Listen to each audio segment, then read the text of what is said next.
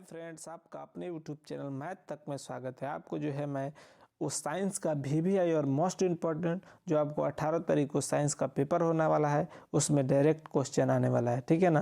तो आप बिना किसी देरी के ये सब क्वेश्चनों को देखिए। तो आइए मैं पहला क्वेश्चन आपको करा रहा हूँ, ठीक है ना। तो पहला क्वेश्चन आप देखिए, पहला क्वेश्चन आपके स्क्रीन पर है। ये पहला क्वेश्चन है कि आवर्त सारणी के प्रथम वर्ग के सदस्य होते हैं।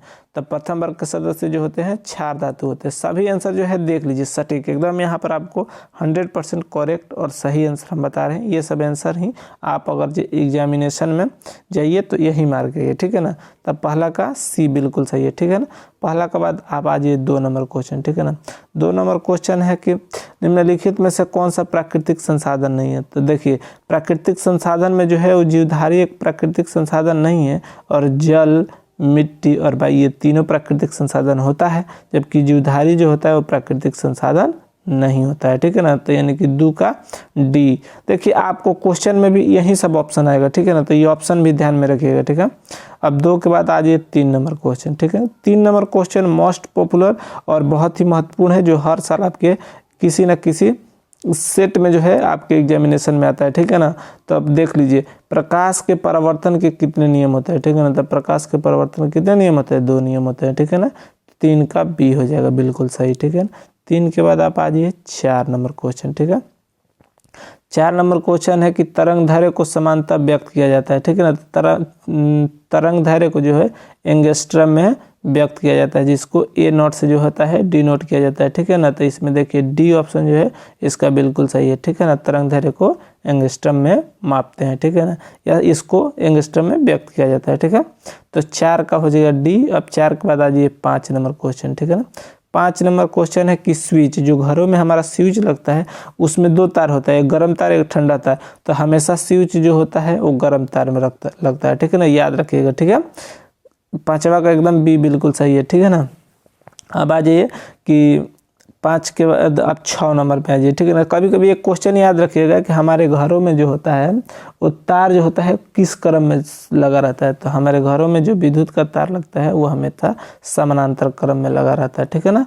समानांतर क्रम या समानांतर श्रेणी में लगा रहता है, ठीक है ना। ये भी याद रखिएगा, बहुत ही इंपॉर्टेंट क्वेश्चन रहता है, ठीक है। 5 के बाद आप आ जाइए 6 नंबर क्वेश्चन, ठीक है। 6 नंबर क्वेश्चन है कि निम्नलिखित में से कौन जो है अनवीकरणीय जो है ऊर्जा का स्रोत है। अनवीकरणीय ऊर्जा का स्रोत, ठीक है। इसमें प्राकृतिक गैस जो होता है वो अनवीकरणीय ऊर्जा का स्रोत होता है, अब बाकी जो होता है वो नवीकरणीय ऊर्जा का स्रोत होता है, ठीक है ना। अब आ जाइए 6 के बाद 7 नंबर क्वेश्चन देख लीजिए। 7 नंबर आप क्वेश्चन देखिए। 7 नंबर क्वेश्चन है कि मनुष्य के वृक्क जो होता है किससे संबंधित होता है, ठीक है ना। तो मनुष्य का वृक्क जो होता है वो उत्सर्जन से संबंधित होता है, ठीक है ना। हमारा जो यूरिन बाहर निकलता है उस यूरिन को जो है वो वृक्क की मदद से ही बाहर आता है, ठीक है ना। तो इसलिए उत्सर्जन का कार्य करता है, ठीक है। 7 के बाद अब आ जाइए 8 नंबर क्वेश्चन। 8 नंबर क्वेश्चन जो है देखिए पूछ रहा है कि हाइड्रा में क्या पाया जाता है, ठीक है ना। तो हाइड्रा में जो होता है वो मस्तिष्क पाया जाता है, ठीक है। हाइड्रा में क्या पाया जाता है, मस्तिष्क, ठीक है ना। तो 8 का ए बिल्कुल सही है। 8 के बाद आप आ जाइए 9 नंबर क्वेश्चन। 9 नंबर क्वेश्चन में बोल रहा है कि पौधों में गैसों का आदान प्रदान किसके द्वारा होता है, ठीक है ना। तब पौधों में गैसों का आदान प्रदान पत्तों में जो होता है पत्तों में उपस्थित रंध्रों द्वारा, ठीक है ना। पत्ते में उपस्थित रंध्र द्वारा, यानी कि 9 का ये बिल्कुल सही है, ठीक है। 9 के बाद आप आ जाइए 10 नंबर क्वेश्चन, ठीक है। 10 नंबर क्वेश्चन है कि निम्न में से सबसे तेज जो होता है वो हृदय धड़कन किसका होता है। तो सबसे तेज हृदय धड़कन जो होता है वो मनुष्य का होता है, ठीक है।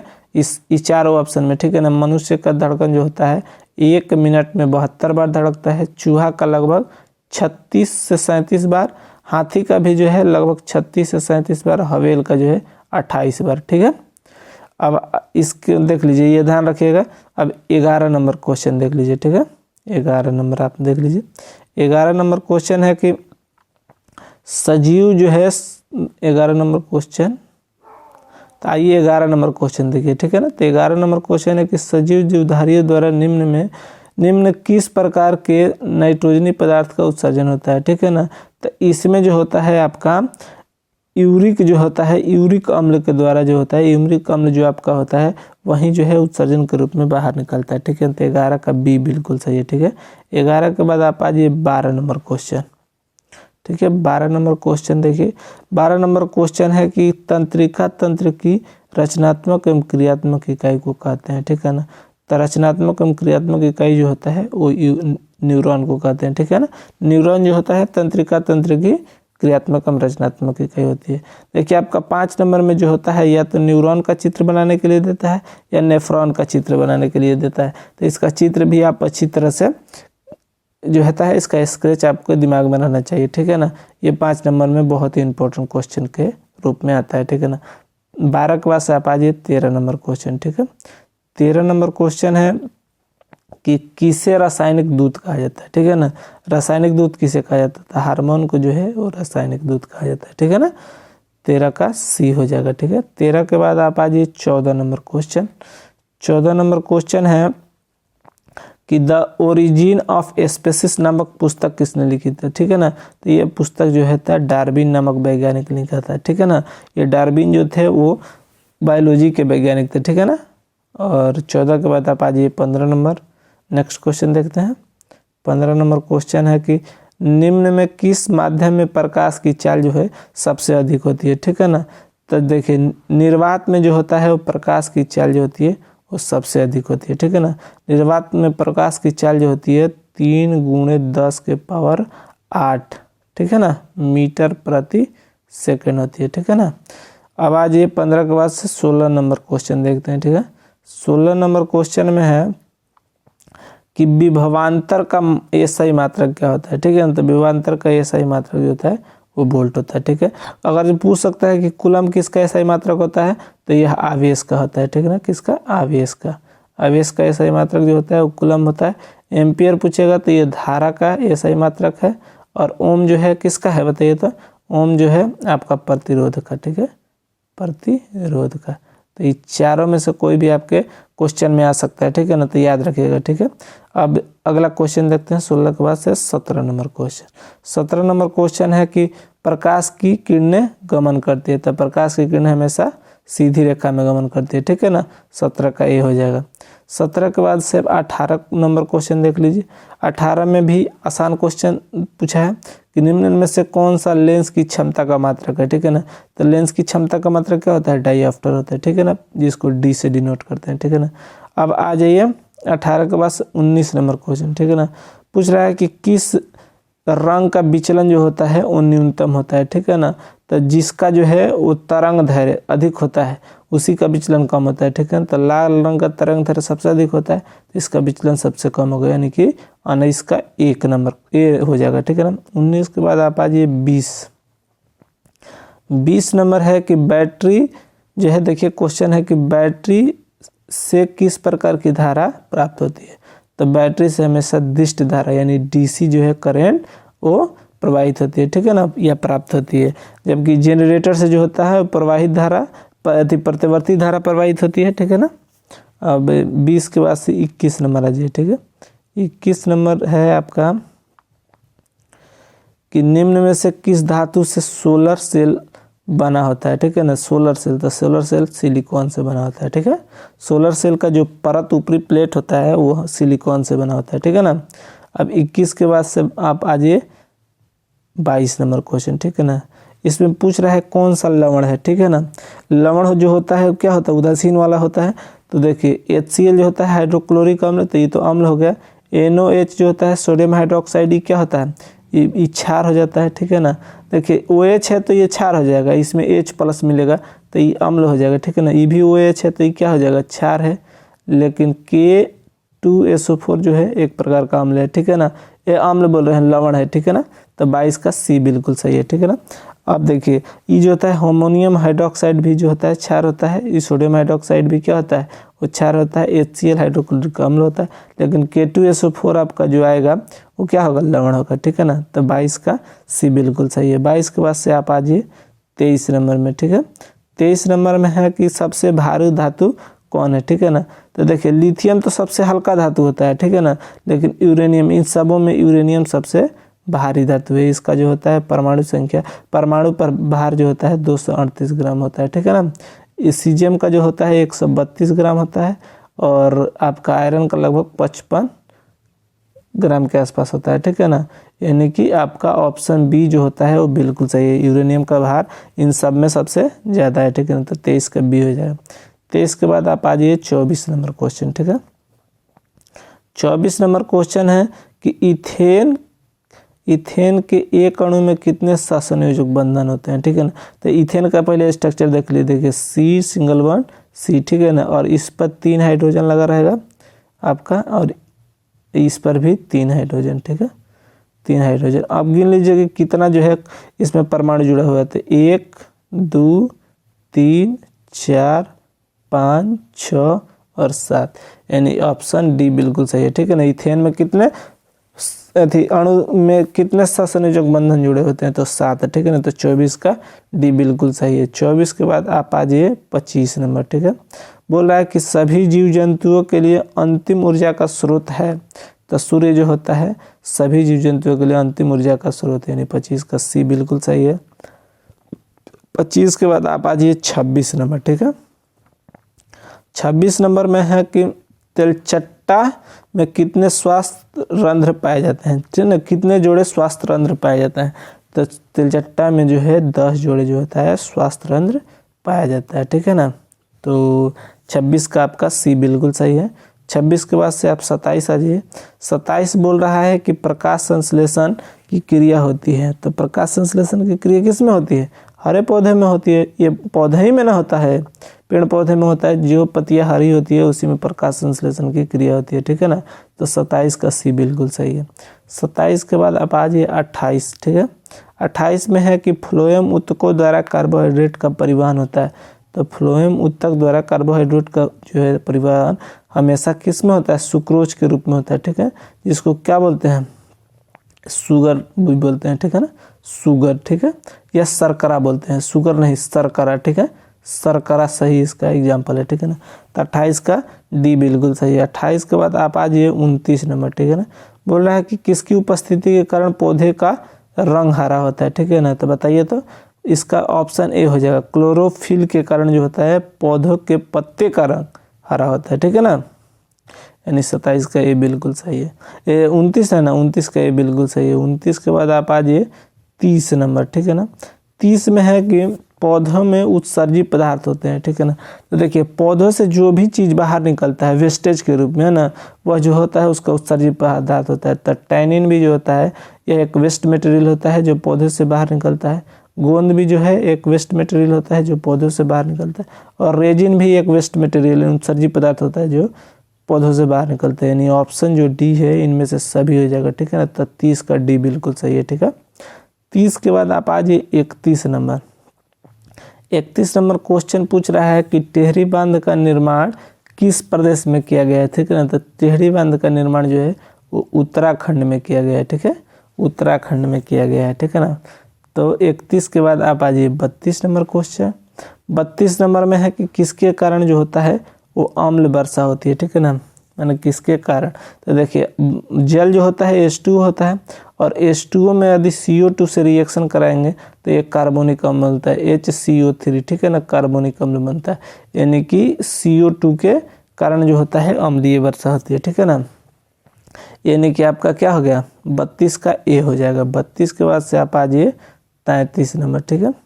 33 नंबर बोल रहा है कि OH2 प्लस O2 2H2 है, तो ये कौन सा अभिक्रिया है, ठीक है ना। तो संयोजन अभिक्रिया है, ठीक है ना। संयोजक माने कि दो अणु जुड़ के एक क्या यौगिक का निर्माण कर रहा है, ठीक है ना। तो क्या होता है संयोजन अभिक्रिया होती है। यानी कि 33 का ए हो गया, ठीक है ना। 33 के बाद आप आ जाइए 34 नंबर क्वेश्चन देख लीजिए। 34 नंबर क्वेश्चन में है कि ग्लूकोज का रासायनिक सूत्र निम्नलिखित में कौन है, नीचे जो दिया गया है उसमें कौन है। तो देखिए ग्लूकोज का सूत्र होता है C6H12O6, ठीक है ना, यह ग्लूकोज का सूत्र है। चीनी का सूत्र पूछेगा तो लिख लीजिए, ठीक है ना, C12H22O11, ये किसका सूत्र होता है, ये चीनी का सूत्र होता है, ठीक है ना। तो 34 में ये तो ग्लूकोज का सूत्र था लेकिन अगर चीनी का आपको पूछ सकता है तो C12H22 ये भी याद रखिएगा, ये भी क्वेश्चन आने की संभावना है, ठीक है ना। अब 34 नंबर के बाद से अब आ जाइए 35 नंबर। 35 नंबर क्वेश्चन है कि सोडियम की परमाणु संख्या होती है, तो सोडियम यानी Na से इसका संकेतित रूप है, ठीक है ना, और इसका परमाणु संख्या जो है वो 11 है। अगर इसका परमाणु भार पूछेगा तो वो होता है 22, ठीक है ना, आप तीनों याद रखिएगा, ठीक है। उसके बाद से आप आ जाइए 35 के बाद 36 नंबर क्वेश्चन देख लीजिए। 36 नंबर में है कि आपका अमीबा में अधिकांश पोषण होता है तो अंतग्रहण के द्वारा होता है, ठीक है ना। कैसा पोषण होता है तो अंतग्रहण, ठीक है ना। यानी कि 36 के बाद आप आ जाइए 37 नंबर क्वेश्चन। 37 नंबर में है कि पौधों में जनन अंग पाए जाते हैं, तो पौधों का जनन अंग जो होता है पुष्प में पाया जाता है, ठीक है, यानी कि 37 का C बिल्कुल सही है। 37 के बाद आप आ जाइए 38 नंबर। 38 नंबर में है कि मेंडलीफ ने अपनी अनुवांशिकी प्रयोग हेतु किस पौधे का प्रयोग किया था। तो मेंडल जो थे एक वैज्ञानिक थे जिन्होंने मटर का पौधे को लेकर और उसमें जो होता है अनुवांशिकता का प्रयोग किया था, ठीक है ना। तो 38 का आपका C हो जाएगा। कौन से पौधे का प्रयोग किया था, मटर का, ठीक है ना। तो 38 का C। 38 के बाद से आप आ जाइए 39 नंबर क्वेश्चन में। 39 नंबर क्वेश्चन में है कि पारिस्थितिकी तंत्र में ऊर्जा का प्रवाह किस दिशा में होता है, ठीक है ना। तो पारिस्थितिकी तंत्र में ऊर्जा का प्रवाह जो होता है वो किसी दिशा में नहीं होता है, यानी दिशाहीन होता है, ठीक है ना, दिशाहीन होता है, ठीक है ना, यानी किसी दिशा में नहीं होता है, ठीक है ना, यानी कि ऑप्शन डी हो जाएगा, किसी भी दिशा में नहीं होता है, यानी 39 का आपका डी बिल्कुल सही है। 39 के बाद से आप आ जाइए 40 नंबर में। 40 नंबर में है कि ओजोन परत पाया जाता है, ठीक है ना। तो ओजोन परत जो होता है वो आपका वायुमंडल के ऊपरी परत में पाया जाता है, ठीक है ना। कहाँ पाया जाता है, वायुमंडल के ऊपरी परत में पाया जाता है, ठीक है ना। यदि ओजोन परत पूछा जाए तो ये रियलिटी में समताप मंडल में पाया जाता है, किसमें, समताप मंडल में पाया जाता है, ठीक है ना। अब 40 के बाद से आ जाइए 41 नंबर, ठीक है। 41 नंबर में है कि रासायनिक अभिक्रिया में भाग लेने वाले पदार्थ को क्या कहा जाता है। तो रासायनिक अभिक्रिया में जो भाग लेता है उसको अभिकारक, और रासायनिक अभिक्रिया के द्वारा जो चीज़ बनता है उसको उत्पाद कहते हैं, लेकिन तो अभिक्रिया में भाग लेने वाला है, यानी ऑप्शन ए बिल्कुल सही है, ठीक है ना। आप पूछ सकता है कि रासायनिक अभिक्रिया के द्वारा जो बनता है उसको क्या कहते हैं, तो उसको उत्पाद कहते हैं, ठीक है ना। यानी अब 41 के बाद से आप आ जाइए 42 नंबर में, ठीक है। 42 नंबर में है कि टूथपेस्ट कैसा होता है। तो टूथपेस्ट जो होता है वो क्षारीय होता है, ठीक है। टूथपेस्ट कैसा होता है, वो क्षारीय होता है, यानी ऑप्शन बी आपका बिल्कुल सही है।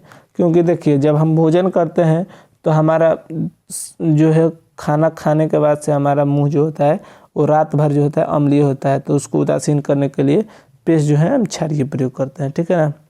अब 43 नंबर क्वेश्चन आ जाइए। 43 नंबर में है कि निम्नलिखित में से कौन सा विद्युत का सुचालक है, ठीक है ना। तो ग्रेफाइट, आप पेंसिल का नीप देखे हैं ना, वो जो होता है वो सुचालक होता है, और ये तीनों जो होता है वो क्या है, वो कुचालक होता है, ठीक है ना। ये नहीं होगा, ये भी नहीं होगा, ये भी नहीं होगा, यानी ग्रेफाइट जो होता है वो विद्युत का सुचालक होता है। आपको देखिए आप जाइएगा तो ऑप्शन में जो होता है वो 3 गलत रहेगा और 1 सही होगा, तो आप देखिए या तो क्या कीजिए कि अगर जो सही पता है तो पहले सही कर लीजिए, और नहीं तो 3 आप गलत देख लीजिएगा कौन कौन गलत है, और चौथा जो है वो सही हो जाएगा, ठीक है ना। तो 43 के बाद से आप आ जाइए 44 नंबर में। 44 नंबर में है कि कार्बोक्सिलिक समूह है, निम्नलिखित में से कार्बोक्सिलिक समूह है। तो कार्बोक्सिलिक समूह जो होता है COOH होता है, ठीक है ना, यानी कि 44 का C बिल्कुल सही है। 44 के बाद से आप आ जाइए 45 नंबर में, ठीक है। 45 नंबर में है कि आमीटर से निम्नलिखित में से किसे मापा जाता है। तो आमीटर से जो होता है वो धारा मापा जाता है, ठीक है, आमीटर से विद्युत धारा मापा जाता है। 45 का ए हो गया। 45 के बाद से आप 46 नंबर में आ जाइए। 46 नंबर में है कि वह उपकरण जो विद्युत ऊर्जा को यांत्रिक ऊर्जा में बदलता है, ठीक है ना। तो विद्युत ऊर्जा को यांत्रिक ऊर्जा में विद्युत मोटर होता है जो बदलता है, ठीक है ना। अब वहीं पूछेगा कि यांत्रिक ऊर्जा को विद्युत ऊर्जा में कौन बदलता है, तो वो जेनरेटर होता है, ठीक है। तो 46 के बाद से आप नेक्स्ट 47 नंबर क्वेश्चन देखिए। 47 नंबर क्वेश्चन है कि दर्पण सूत्र है, तो बताइए तो दर्पण सूत्र क्या होता है, 1/v + 1/u बराबर 1/f, यानी कि ऑप्शन ए बिल्कुल सही होगा, ठीक है ना। तो 47 का ए हो जाएगा। 47 के बाद आप आ जाइए 48 नंबर क्वेश्चन, ठीक है। 48 नंबर क्वेश्चन में है कि निकट दृष्टि दोष को निम्नलिखित में से किस लेंस द्वारा हटाया जाता है। तो निकट दृष्टि दोष, देखिए निकट जो होता है वो 3 शब्द से बना है, ठीक है ना। तो इसके लिए 4 अक्षर वाला जो होता है वो लेंस का प्रयोग किया जाता है, ठीक है ना। तो 4 अक्षर वाला अ व त ल, ठीक है, अवतल हो जाएगा, ठीक है ना। ये 4 अक्षर का है ना, तो 4 अक्षर वाला लेंस का प्रयोग किया जाता है, तो यानी कि ऑप्शन भी हो जाएगा, ठीक है। वहीं पूछेगा कि दूर दृष्टि के लिए, तो दूर 2 अक्षर से बना है, इसके लिए 3 अक्षर का दर्पण लेंस का प्रयोग होगा, यानी उ त ल, ठीक है। ये भी याद रखने का एक आसान ट्रिक है, ठीक है ना। तो इस तरह से आपका जो है वो पूरा 48 क्वेश्चन इसमें मैंने करा दिया।